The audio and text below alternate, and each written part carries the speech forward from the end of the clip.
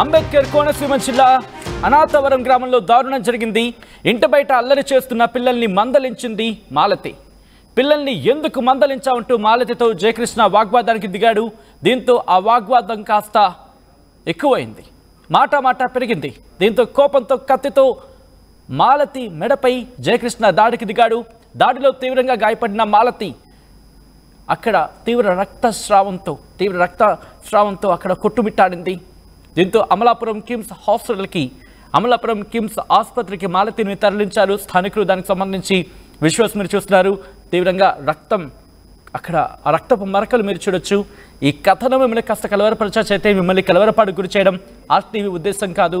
కానీ ఇటువంటి కథనాలు చూసినప్పుడు కాస్తంత కలవరపాటు గురే అవకాశం ఉంటుంది. కాబట్టి దీనికి సంబంధించి తగిన జాగ్రత్తలు తీసుకోవాలని ఆర్టీవీ సూచించడం జరుగుతోంది.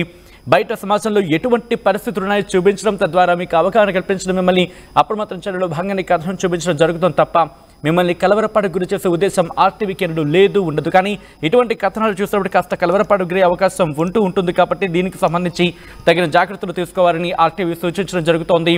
బ్రేకింగ్ న్యూస్ చూస్తున్నారు. అంబేద్కర్ కోనసీమ జిల్లాకు సంబంధించి అంబేద్కర్ కోనసీమ జిల్లా అనాథవరం గ్రామంలో దారుణం జరిగింది. ఇంటి బయట అల్లరి చేస్తున్న పిల్లల్ని మందలించింది మాలతి. పిల్లల్ని ఎందుకు మందలించావంటూ మాలతితో జయకృష్ణ వాగ్వాదానికి దిగాడు. మాట పెరగడంతో కోపంతో కత్తితో మాలతి మెడపై దాడి చేశాడు జయకృష్ణ. దాడిలో తీవ్రంగా గాయపడింది మాలతి.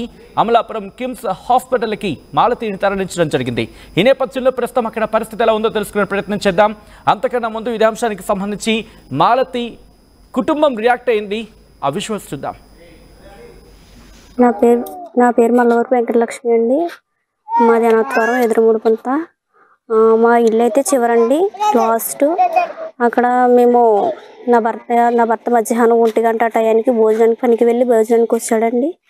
భోజనం పెట్టి నేను ప్లేట్ పట్టుకుని బయటకు వచ్చేటప్పటికి ఈ చివర కేకలు వినిపిస్తున్నాయండి. ఏంటి కేకలను బయటకు వచ్చి చూసేటప్పటికి నాకు ఇలా బాబాయ్ అవుతారండి.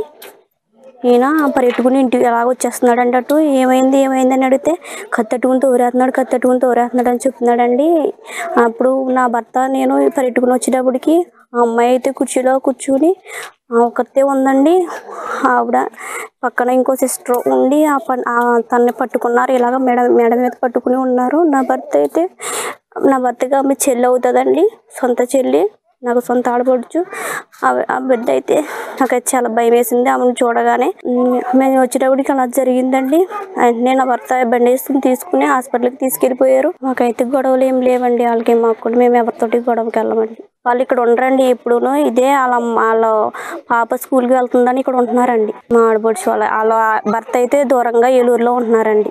తన బిడ్డ చదువు కోసం ఇక్కడ ఉంటున్నారండి. తెలియదండి. దెబ్బలు అయితే పీకి దగ్గర, చేతి దగ్గర చాలా కఠినంగా అయినాయండి గాయాలు. కానీ ఎన్నిసార్లు అయితే దాడి చేశాడు అనేది తెలీదు. మేము వచ్చేటప్పటికైతే బయటే కత్తితో చాలా చిలకాట మాడేస్తున్నాడు. తను చాలా సీరియస్గా ఉందండి. ఇప్పుడు కాకినాడ తీసుకెళ్ళమంటున్నారు, మరి ఎలా ఉంటుందో తెలీదు. ఇప్పటికి 7 years ఉంటాయండి, బాబుకి 5 అండి. మా అమ్మాయి చదువు కోసం ఇక్కడ ఉంటుందండి. అనాథవరం అండి మాది, ఎదురుమూడుపంత అండి. మా ఇంటి పేరైతే చేటలండి, నా పేరైతే దుర్గభవన్ అండి. మేమైతే ఇంట్లో భోజనం, మా ఆయనగారు భోజనం పెడుతున్నానండి. మా తోటకోళ్ళు అయితే ఇంట్లో రెడీ అవుతుందండి. రెడీ అవ్వి బయటకు వచ్చిందండి. బయటకు వస్తుంటే కేకలు వినిపించాయండి. మేము ఏ కరెంటో కొట్టింది అనుకుని బయటకు వచ్చామండి. కత్తి ఇచ్చి అటు ఇటు తోరేస్తున్నారండి. ఆవును నరికేసారండి. మాకు భయం వేసి తలుపులు వేసేసుకున్నామండి. పిల్లల మీద కూడా జారి చేయకపోరండి. పిల్లల్ని తీసుకెళ్ళి ఇంట్లో తలుపులు వేసేసుకున్నాము. మా ఆయన కూడా తోరారండి. మా ఆయన్ని మా బావగారిని కూడా తోరారండి. ఎవరి కాళ్ళలో ఇంకా మా ఇంట్లో లేనట్టున్నామండి. గంటలతో మా ఇంట్లోకి వచ్చేసిందండి. రైట్, అది అక్కడి మాలతి కుటుంబం చెబుతోంది. నేపథ్యంలో మాలతి ఆరోగ్యం ఎలా ఉంది? ప్రస్తుతం మాలతికి హాస్పిటల్లో చికిత్స జరుగుతోంది.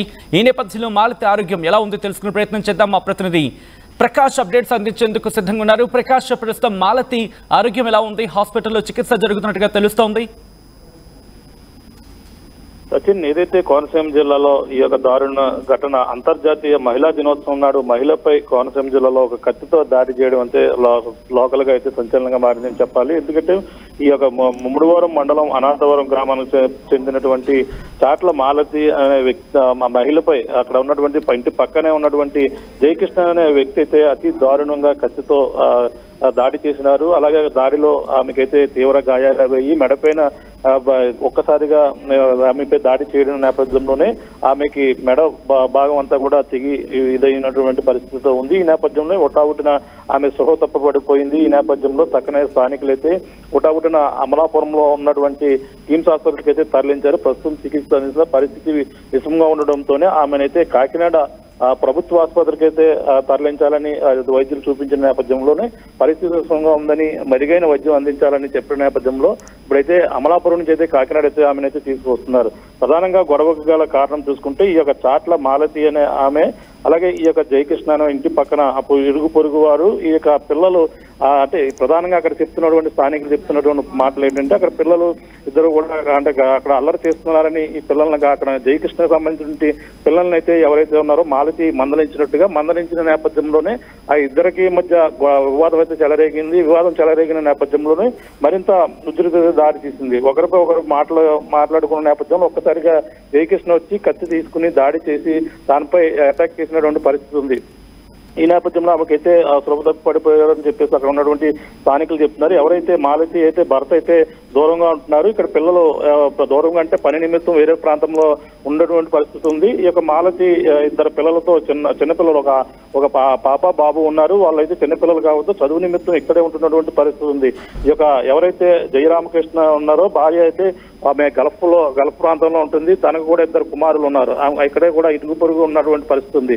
అంటే ఈ పిల్లల్ని మందలించినట్టుగా నేపథ్యంలోనే ఇద్దరిపై గొడవ జరిగిందని చెప్పేసి అన్నారు. కానీ మరొక వాదన చూస్తే ఇంటి సరిహద్దుల విషయంలో కూడా గత కొన్నాళ్ళ నుంచి కూడా ఇరువుకి కూడా ఈ యొక్క తగాదాలు అయితే నడుస్తున్నాయి. ఈ నేపథ్యంలో పాదకక్షల నేపథ్యంలో కూడా ఆమెపై ఈ విధంగా దాడి చేస్తూ ఉంటారనేది కూడా మరొక వాదన అయితే వినిపిస్తుంది. దీనిపై అయితే ప్రస్తుతం పోలీసులు అయితే అక్కడ సంఘటన స్థలానికి అయితే చేరుకున్నారు. అలాగే సిఐ ఎవరైతే ఉన్నారో మోహన్ కుమార్ కూడా అక్కడ చేరుకుని సంఘటన స్థలాన్ని పరిశీలించి వీరిపై కేసు నమోదు చేసి దర్యాప్తు చేస్తున్నటువంటి పరిస్థితి. ఎవరైతే నిందితులు ఉన్నారో ఇప్పుడు జయరామకృష్ణ అయితే అదుపు తీసుకుని విచారిస్తున్నటువంటి పరిస్థితి ప్రధానంగా ఉందని చెప్పాలి. సచిన్, ఏదేమైనా ఈ యొక్క ఘటన అయితే ఈ రోజు జరగడం చాలా దురదృష్టకరం. ఆమె పరిస్థితి అయితే విషమంగా ఉంది. కాకినాడ ప్రభుత్వ ఆసుపత్రులకి ఇప్పుడు ప్రస్తుతం అయితే తరలిస్తున్నటువంటి పరిస్థితి ఉందని చెప్పాలి. సచిన్, ప్రకాష్, ఒక్కసారి మీరు లైన్లో ఉండండి. విజువల్స్ మీరు చూస్తున్నారు. ఇటు జయకృష్ణను పోలీసులు అదుపులోకి తీసుకుని తరలిస్తున్న విజువల్స్ మీరు చూస్తున్నారు ఆర్టీవీ స్క్రీన్ మీద.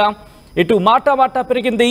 ఈ నేపథ్యంలోని కోపంతో కత్తితో మాలతి మెడపై దాడికి దిగాడు జయకృష్ణ. దాడిలో తీవ్రంగా గాయపడింది మాలతి. దీంతో అమలాపురం కిమ్స్ హాస్పిటల్కి తరలించడం జరిగింది మాలతిని.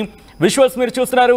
కోనసీమలు మరి ముఖ్యంగా అంతర్జాతీయ మహిళా దినోత్సవం రోజు మహిళ మీద దాడి జరగడం ఒక్కసారిగా అందరినీ షాక్కి గురిచేసింది. అంబేద్కర్ కోనసీమ జిల్లా అనాథవరం గ్రామంలో ఈ దారుణం జరిగింది. ఇంటి బయట అల్లరి చేస్తున్న పిల్లల్ని మందలించింది మాలతి. దీంతో పిల్లల్ని ఎందుకు మందలించావంటూ కోపంతో ఊగిపోయాడు జయకృష్ణ. దీంతో మాలతితో వాగ్వాదానికి దిగాడు. మాట పెరిగింది. దీంతో కోపంతో కత్తితో మాలతి మెడపై దాడి చేశాడు జయకృష్ణ. ఈ దాడిలో తీవ్రంగా గాయపడింది మాలతి. దీంతో తీవ్రంగా గాయాలు కావడంతో వెంటనే అమలాపురం కిమ్స్ హాస్పిటల్కి మాలతిని తరలించారు స్థానికులు.